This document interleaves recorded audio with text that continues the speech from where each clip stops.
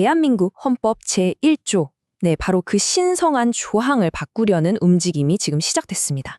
지방분권이라는 사실 누구나 들으면 환영할 만한 그런 이름 뒤에 과연 어떤 거대한 계획이 숨어 있는 걸까요? 오늘 그 달콤한 포장지를 한번 벗겨내고요. 그 안에 감춰진 진짜 의도를 펼쳐보겠습니다.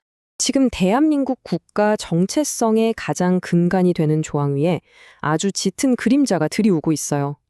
이건요, 그냥 법 조항 하나를 바꾸는 그런 단순한 문제가 절대 아닙니다. 어쩌면 국가의 심장을 겨냥한 엄청난 파급력을 가진 중대한 사건의 서막일지도 모릅니다. 헌법 제1조는 그야말로 대한민국의 심장 그 자체라고 할 수 있죠.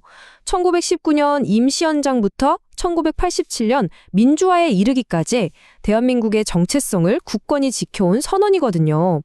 그렇기 때문에 이 헌법 제1조는 국가의 형태와 주권의 소재를 정의하는 정말 신성불가침의 영역으로 여겨져 왔습니다.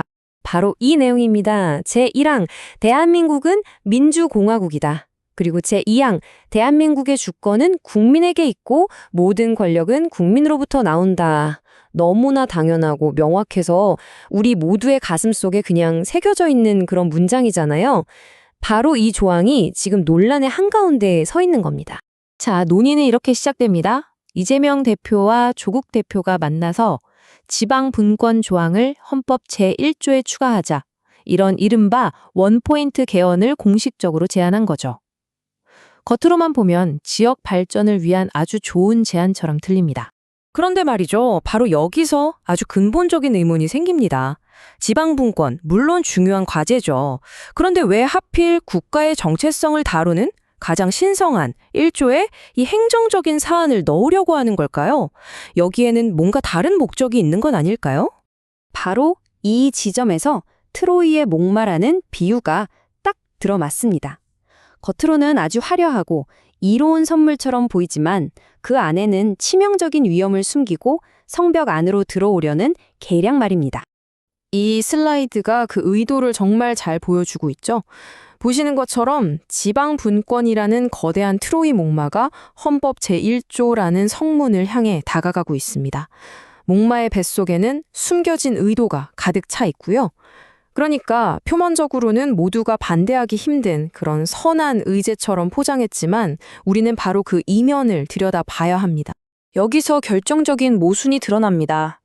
표면적인 명분은 균형 발전 그리고 지방시대예요. 하지만 여러분, 지방자치는 이미 우리 헌법 제8장, 제117조와 118조에 명확하게 규정되어 있습니다. 이미 있는 내용을 굳이 왜 제1조에까지 넣으려는 걸까요? 결론은 점점 명확해집니다. 헌법 제1조를 건드리려는 이 시도, 그 이면에는 지방분권과는 전혀 다른 훨씬 더 거대한 목적이 숨어 있다는 의심을 지울 수가 없는 거죠. 자, 지금부터 그 숨겨진 위험 3가지를 하나씩 살펴보겠습니다.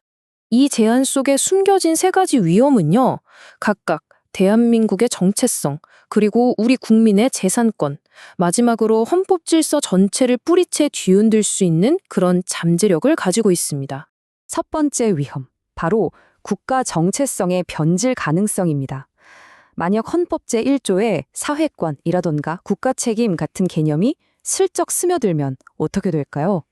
이건 개인의 자유를 보호하는 국가에서 국가가 개인의 삶 깊숙이 개입해서 결과를 통제하는 국가로 변질될 수 있다는 아주 심각한 경고입니다. 개인의 자유보다 국가의 개입을 우선하는 큰 정부로 가는 첫걸음이 될 수 있다는 거죠. 두 번째 위험은 바로 사유재산권의 위협입니다. 조국 대표가 개헌의 주요 의제로 제시했던 토지 공개넌 강화, 이게 핵심이에요. 헌법 제1조 개정을 통해서 국가 정체성을 흔든 다음에 재산권의 가치를 떨어뜨리고 부동산과 토지에 대한 국가 통제를 정당화하려는 의도가 숨어 있을 수 있다는 겁니다. 이건 정말 자유시장 경제의 근간을 뒤흔드는 매우 위험한 발상입니다. 핵심은 바로 이겁니다. 국가는 국민을 지원하는 존재이지 국민의 재산을 통제하는 주인이 되어서는 안 됩니다. 이 근본적인 원칙이 훼손될 위험에 처한 겁니다. 자, 세 번째 위험은 빗장 풀기 전략입니다. 가장 거부감이 적은 지방분권을 명분으로 헌법 제1조라는 댐에 아주 작은 균열을 내는 거죠. 한번 둑이 무너지면 어떻게 될까요? 대통령 4년 중임제, 영장 청구권 삭제 같은 온갖 급진적인 개헌 논의가 분물처럼 터져나와서 헌법 질서 전체가 붕괴될 수 있다는 우려가 나옵니다. 그렇다면 이 모든 정치적 책략의 최종 목표는 과연 무엇일까요? 일각에서는 장기 집권을 위한 아주 치밀한 시나리오가 그 끝에 있다고 주장합니다. 이 타임라인이 그들의 계획을 보여주는 것 같습니다. 먼저 이 개헌안을 차기 정부의 제1호 국정과제로 띄웁니다. 그리고 2026년 지방선거와 연계해서 국민투표를 실시, 동력을 확보하는 거죠. 그럼 최종 목표는 뭘까요?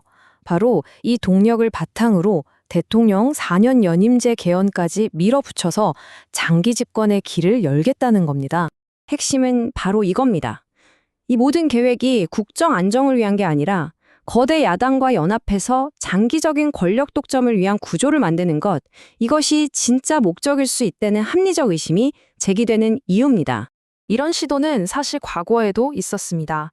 역사는 우리에게 아주 엄중한 경고를 보내고 있습니다. 바로 1972년 유신헌법의 교훈입니다. 당시에도 헌법 제1조 2항을 수정해서 국민의 직접적인 주권 행사를 제한했었죠.